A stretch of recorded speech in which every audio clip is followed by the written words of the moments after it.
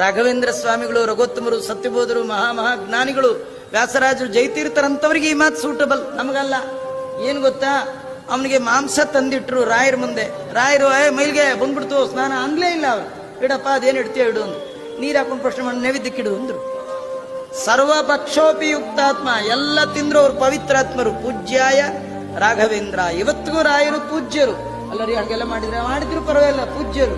ಅಗ್ನಿಯಂತೆ ದೀಪ್ತರಾದರು. ನಾವು ಅಷ್ಟು ಎತ್ತರಕ್ಕೆ ಇರ್ಬೇಕು. ನಮ್ಮನ್ನ ಮುಟ್ಟಿ ನಮ್ಮನ್ನು ಯಾರು ಮೈಲಿಗೆ ಮಾಡಬಾರ್ದು.